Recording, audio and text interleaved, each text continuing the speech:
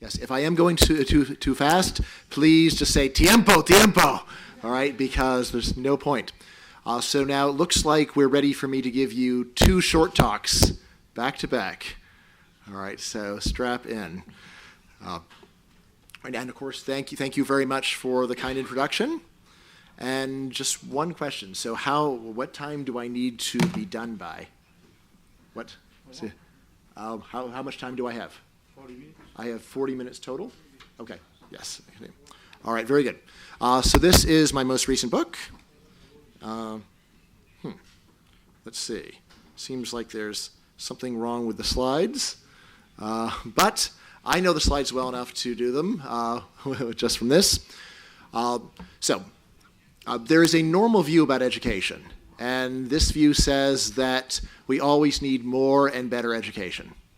Right? In the United States, no politician would get in front of an audience like this and say, we need less education and worse education. We're wasting lots of money, right? And I guess in Spain, you wouldn't say that either, right?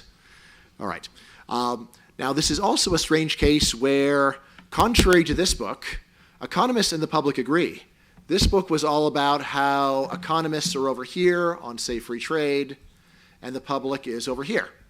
But for education, there's actually a meeting of the minds. Economists and the public see very much alike. All right. Why do economists think that education actually is such a great deal?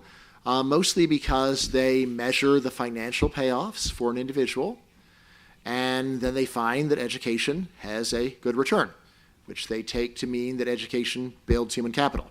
All right. But when you actually experience education, so how many people here have experienced education?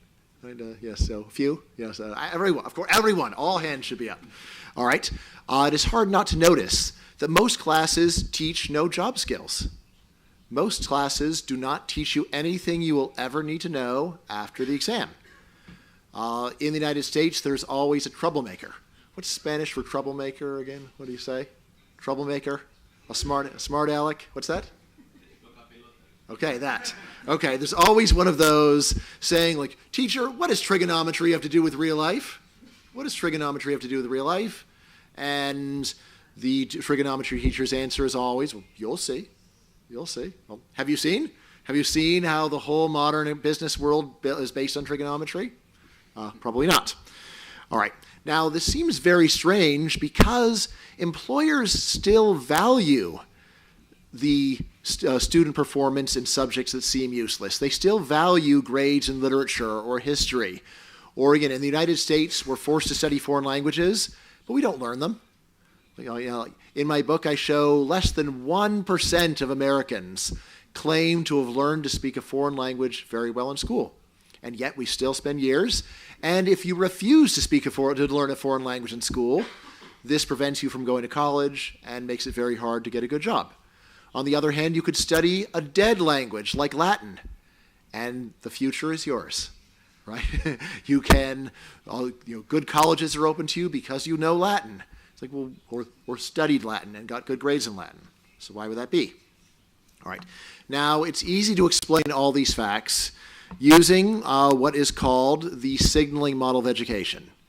The idea of the signaling model is to say, sure, some of the subjects in school are useful.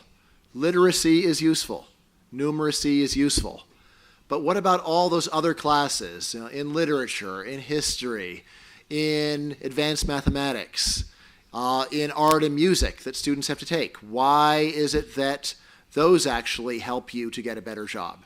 Because in the United States, they do, right? So my older sons were at a school where they had 3 required music classes. 3.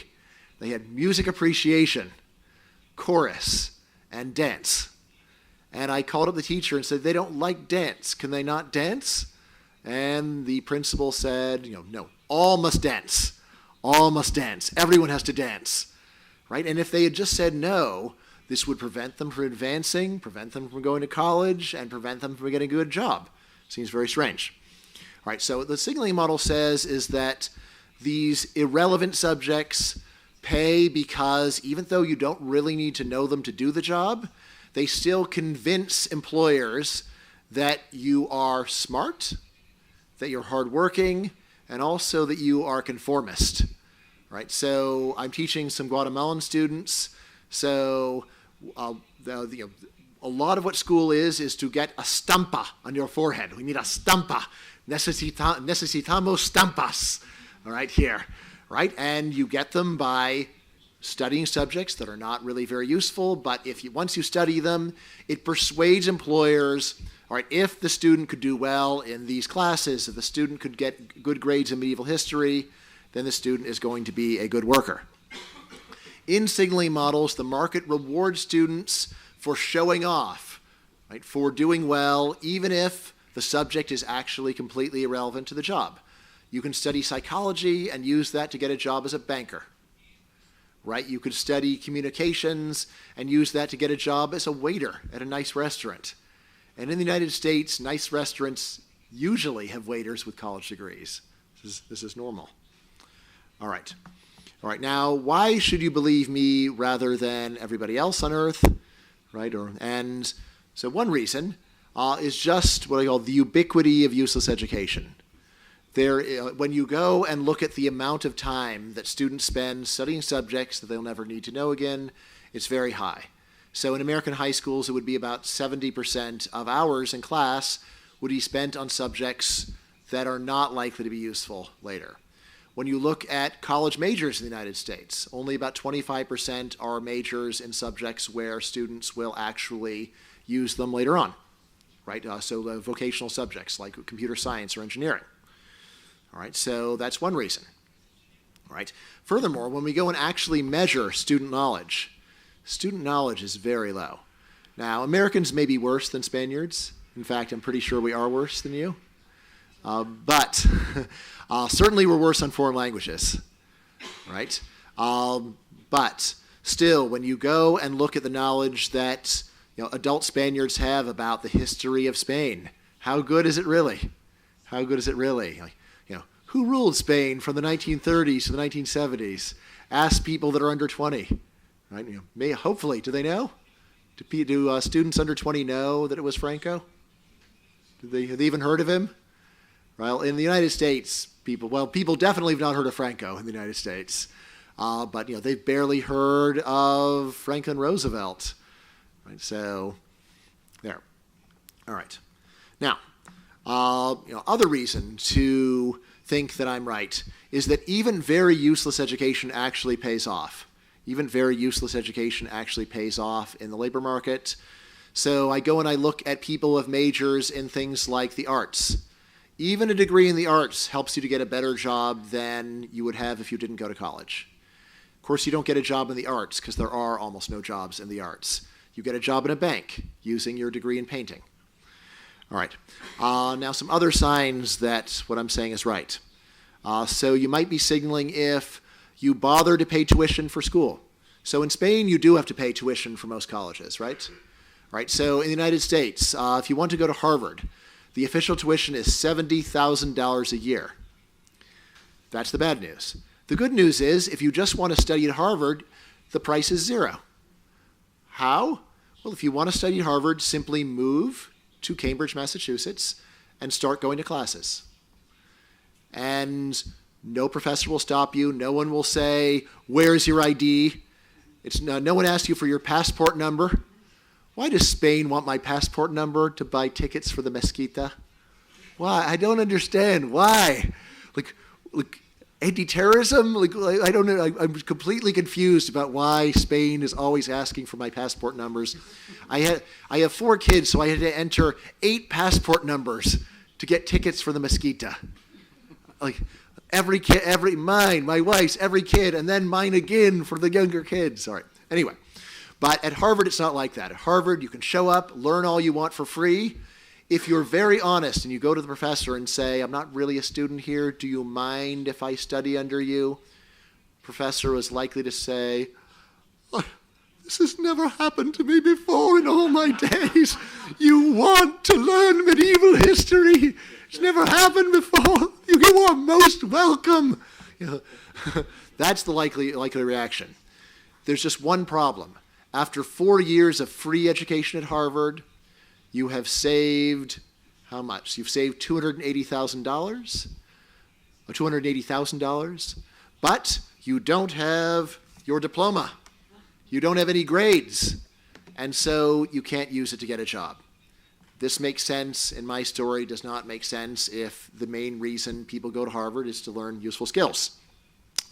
Yes, you might be signaling if you are looking for easy professors or easy teachers, people who give you top grades. So top grade in Spain is the DS, right? DS is top grade, is that right? In the US, it's an A. An A is the top grade. So if you want to learn useful skills, then you will try to find professors with standards. But if you just want grades, you want professors who say, oh, you're all so good, you're all wonderful, A's for everyone, right? And yes, what we see in the US is people looking for teachers that are easy. Another sign, if you don't think that cheating is only cheating yourself. If you're going to school to get useful skills and you cheat, you have paid money for nothing. But if you're there to get this, to get the diploma, then when you cheat, you are cheating employers who thought they were getting a good worker. You're cheating other students because you are degrading the value of their degree when you cheat. Right? Even a cheater doesn't want to go to a school known for cheating. You want to be the one cheater at an honest school, right? All right. So, other signs. So now, what is wrong with signaling? What is wrong with signaling? So what's wrong with signaling is that the more education people have, the more you need to get a good job. Now, if the education were actually teaching you useful skills, this would be okay. But if you are just getting the stampas on your forehead, then in a world where everyone has lots of stampas, muchas stampas, well, then what do employers say? They say, well, so you finished high school. Who cares, right? So, let's see, yes, I learned this. So, la candidatura en la basura. La candidatura en la basura. It's okay, right? So, in a world where everyone has a high school degree, well, he only has a high school degree, throw it out. We call this credential inflation. It's just like regular inflation, if one person prints up more money, they're rich. But if everyone prints up more money, everyone's not rich. Instead, prices just go sky high. Right? Similarly, if one person gets another degree, that person can get a good job. But if everyone gets a good degree, then employers raise the standards. How much education do you need to be a waiter now? Maybe you need a college degree to be a waiter now, right? This is not even an exaggeration. It is actually very common for American waiters to have college degrees. All right. So now what can be done about all this? I often give this talk and I find to a totally normal audience, totally normal American audience, and they're agreeing with me. And they're saying, yes, of course, everybody knows that. Everyone knows school is a complete waste of time. Everyone knows that you spend years studying completely pointless subjects. Everyone knows that.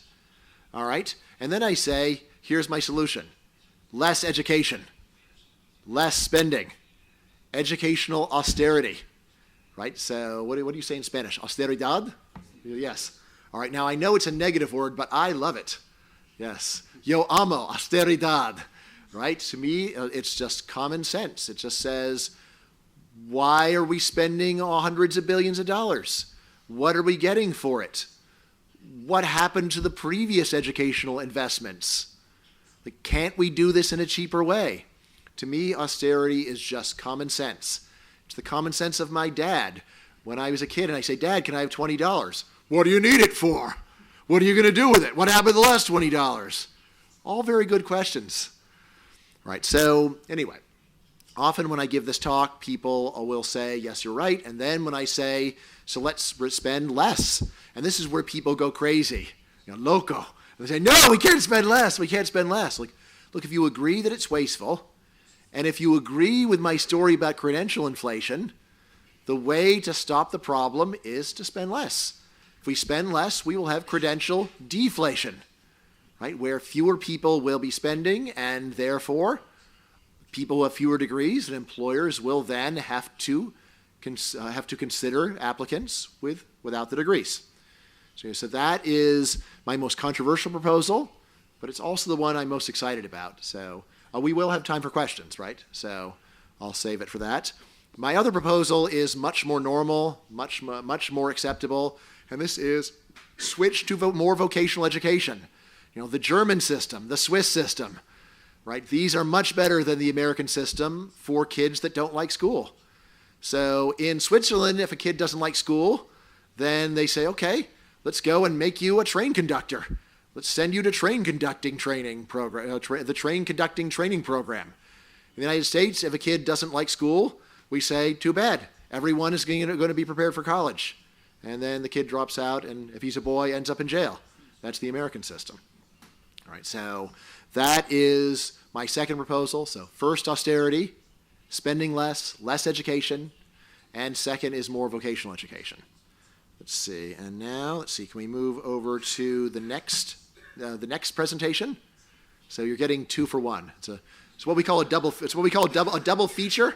You have double features. In the old days in an American movie theater, you get 2 movies for the price of 1.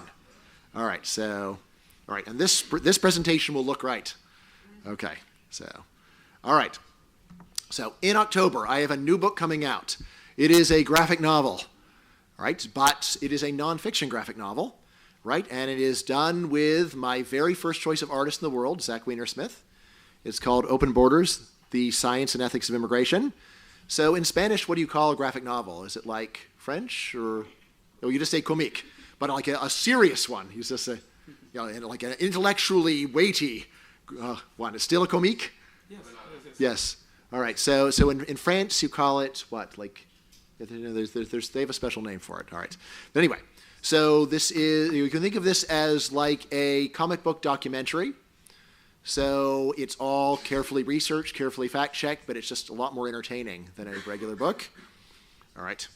So now I gave this talk for the Mont Pelerin Society. I don't know, was anyone here at the Mont Pelerin Society? All right, so anyway, it is a major international classical liberal meeting. And so I was focusing on why is it that so many people who like free markets don't like immigration? All right. So normally classical liberals have a presumption against government restrictions on human freedom, especially when there are large and clear economic costs. This is true even when restrictions are popular or democratic. So price controls are popular. Many democracies have them. Still a bad idea, right? So regulations saying you can't fire people. They're popular, they're democratic, still a bad idea. All right, now immigration restrictions are a massive government restriction on human freedom. All right, so when you really think about it, most people on Earth cannot live or work in the first world without government permission. Right? If the government does not allow it, you cannot legally be here. And this permission is almost impossible to get. There are many people in the United States who say, we've had open borders for decades. Like, they are out of their minds. We don't have open borders. We have nothing remotely close to open borders. If a Guatemalan wants to move to the United States to work on a farm, how hard is that? Right? It is illegal. And if he wants to do it illegally, it costs him many years' worth of wages to do it. Borders are not open, not even close. If you think you see a lot of immigrants, it's because there are far more that want to come but cannot get in legally and find that it is too expensive to get in illegally. All right. In the United States, probably the most infamous laws we've ever had are the Jim Crow laws.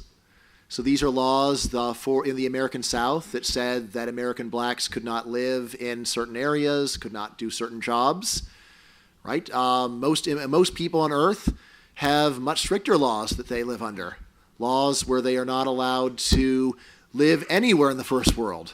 Laws where they cannot take any job in the first world. Right now, if you look at standard economic trade models, they say that these regulations have enormous deadweight costs, an enormous burden. Why?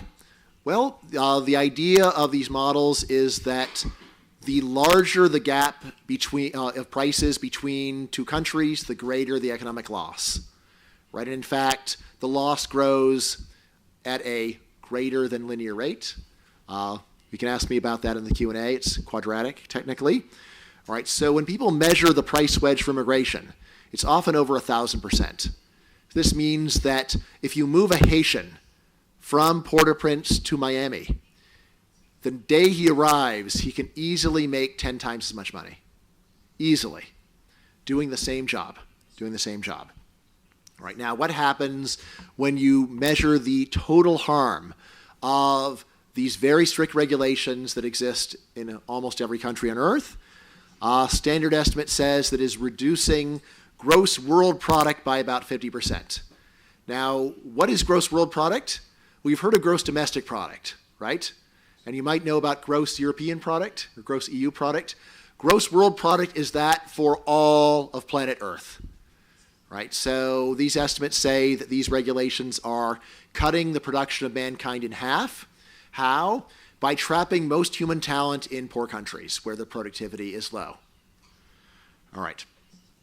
Now, despite all of this, despite the great cost to human freedom of immigration restrictions, and despite the enormous economic cost, liberalizing immigration is a very controversial issue, even among classical liberals. So why is this so? All right, so here we have a few panels from the comic book. Let's see. All right, first, so I've often seen classical liberals defend immigration restrictions using arguments they would not use for any other issue, for almost any other issue. So I have heard classical liberals and libertarians say, well, look, we own our country, they're trespassing, right? I'm saying, well, that's collective ownership. I thought that's the premise of socialism, that a country is the collective property of the people in the country. You could just as well say, you aren't allowed to open a store in my backyard, therefore we should have, therefore international trade can be regulated, right? Or you can't open up a mosque in my backyard, therefore it's okay to say you can't have mosques in your country. All right. There is, of course, the argument of collective guilt, saying there were some immigrants who murdered someone a few years ago, so let's keep them all out. In the United States, bizarrely, there are people who will say, well, there's Muslim terrorism, so we're going to keep out people from Latin America. It's like, what do they have to do with each other? Well, they're all immigrants. Keep them all out. That's collective guilt. One person in a vast group does something bad, punish them all, right? Of course, also use of shocking anecdotes. So there's a terrorist attack. That shows we shouldn't have any immigrants. So yes, but terrorist attack is a very low risk. It's less than the risk of being struck by lightning. So why is that an important issue, right? And again, this is something where usually classical liberals would not be impressed. If you say, like, without this law against firing, my dad would lose his job, and then we'd be out on the street, and my sister would not be able to go to school. You inhuman monster, how can you favor deregulation? It's like, well, it's just one story. We can't base policy on emotional stories. We need to look at the overall effects. And then I've also heard libertarians say, well, yeah, I don't agree with restricting immigration, but it's popular, so it's good. We should do it. It's like, you don't say that for anything else, do you? Now, these are the bad arguments. There's also much better arguments. Better arguments say, yes, I agree. There is a presumption against government regulation of immigration, but in this case, the harm of immigration is so large, we should bend our principles. We should make an exception. All right. So, the three main arguments that I have heard. So there is the fiscal burden. Fiscal burden. So let me just see here. Yes, I do. All right. So one is saying that immigrants are going to be a very large burden on taxpayers. People often say, well, look, you can have open borders when there's no welfare state. When you do have the welfare state, you must restrict immigration. Then there are complaints about cultural harm. Sure, the immigrants may produce a lot more stuff, but they mess up our culture.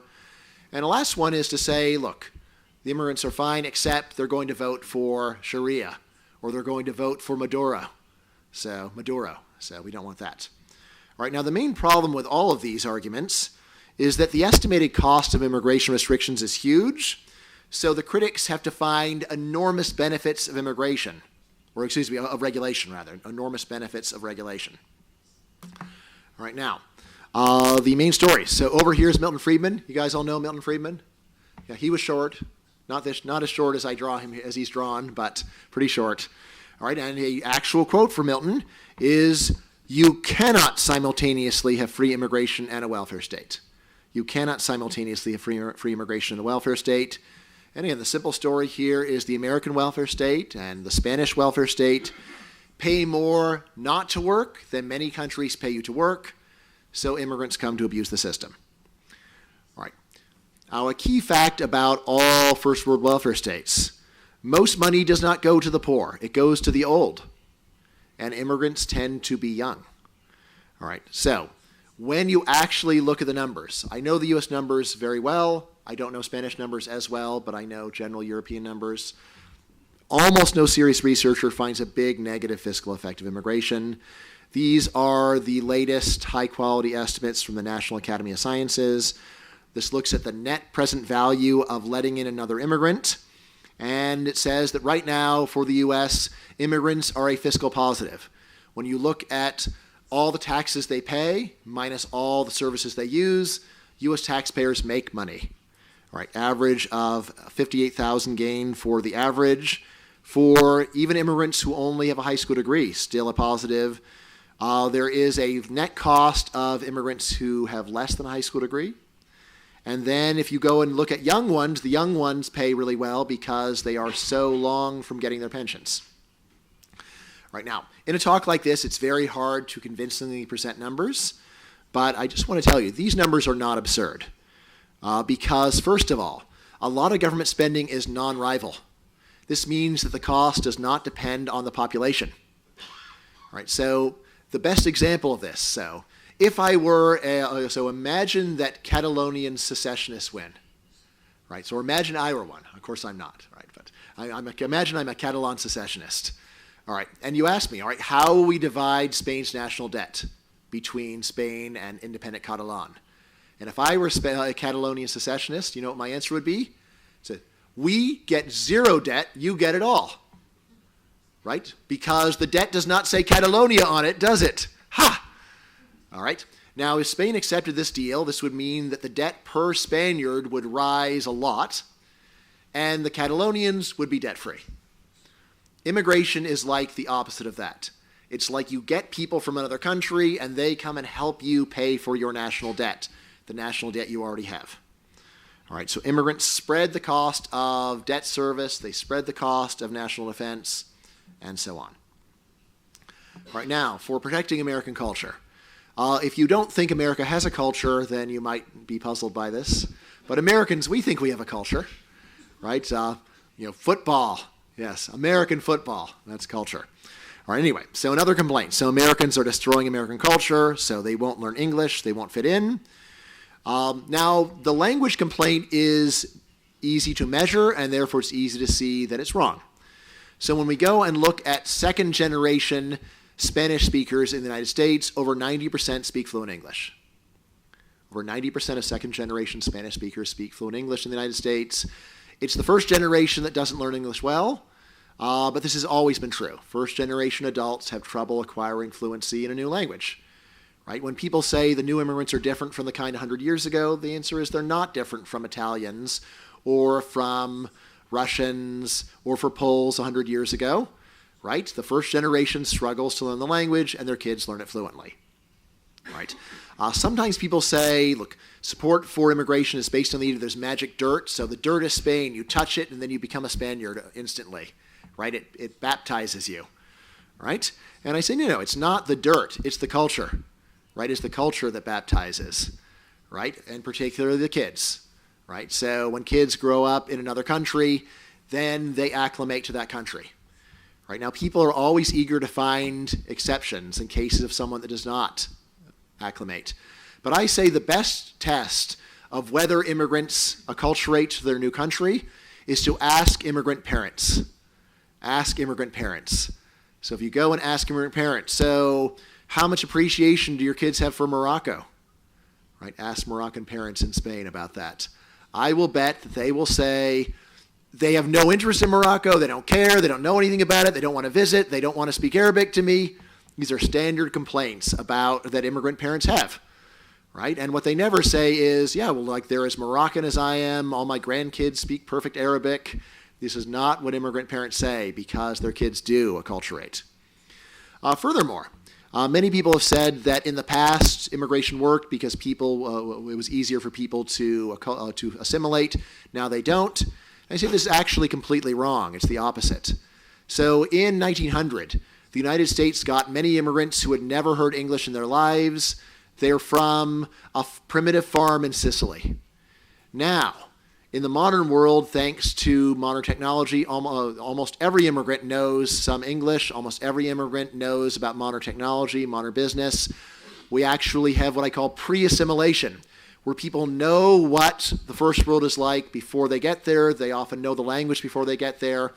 For Spain, it's easy because you have so many potential immigrants who already speak Spanish. It may not be real Castilian, but still. So I've talked to Latin Americans, and they say it takes them like 1 day to understand you. So is that optimistic? A little optimistic?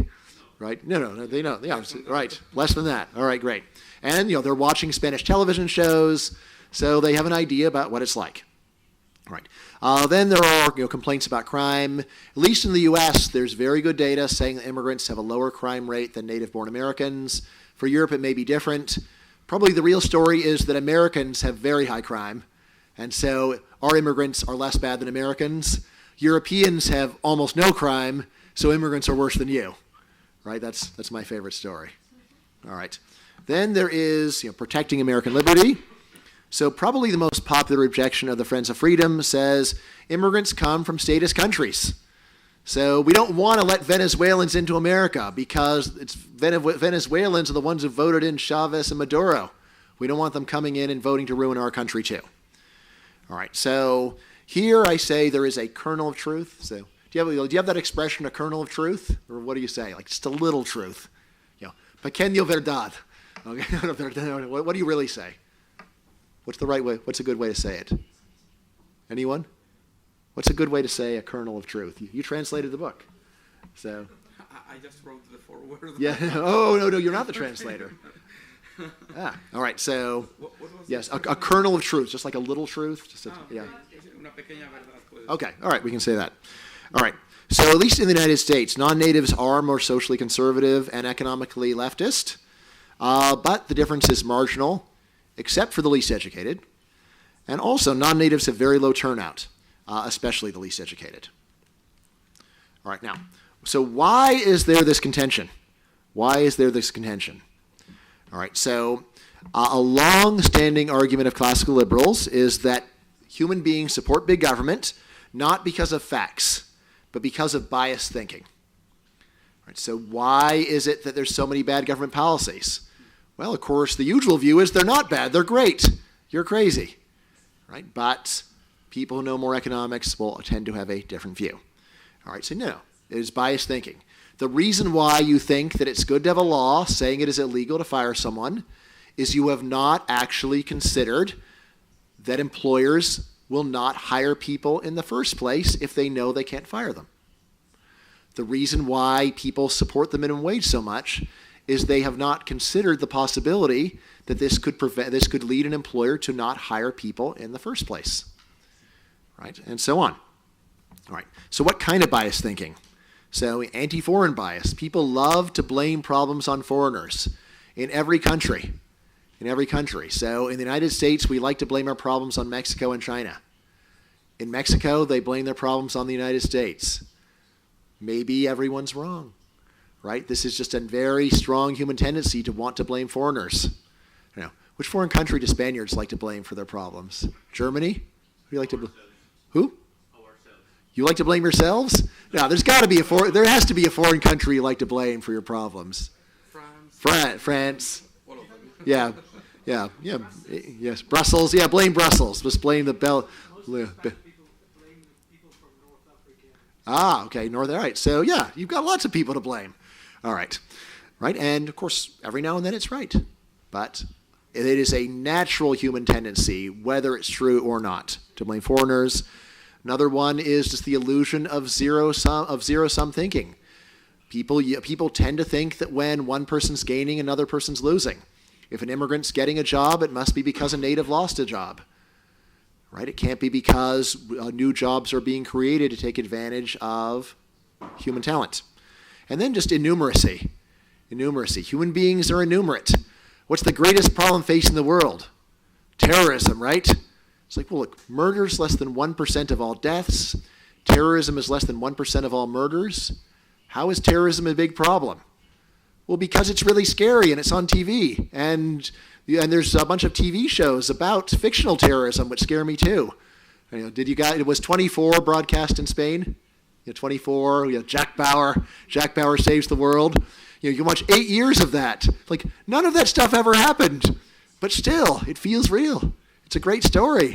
Right? It's on that you're watching. Oh my God, what will happen now? All the nuclear plants are going to explode. Oh my God. All right. So not considering the actual numbers and instead getting excited based upon stories. Right. All right. So then why are so many classical liberals so skeptical about immigration? And here, I always try to be friendly to people. Right? Whenever I debate people, I always say, I'm going to talk to you like you're my best friend. And I'm going to be like Jesus. I'm going to, if you insult me, I'll pretend you didn't say it. All right. But anyway, what is the friendliest way to say? I blame the remnants of the biased thinking that classical liberals have managed to overcome on many other topics. The reason why so many classical liberals and libertarians are skeptical about immigration is that they are thinking like normal people. And you shouldn't think like normal people because normal thinking is biased, irrational, emotional, innumerate, and so on. Right, and last, so if classical liberals won't stand up for the justice and wonder of free trade and labor, who will? All right. So, hope that was not information overload. All right. So, thank you guys very much. Really appreciate it. Thank you so much. Thank you for your hospitality. Really appreciate it.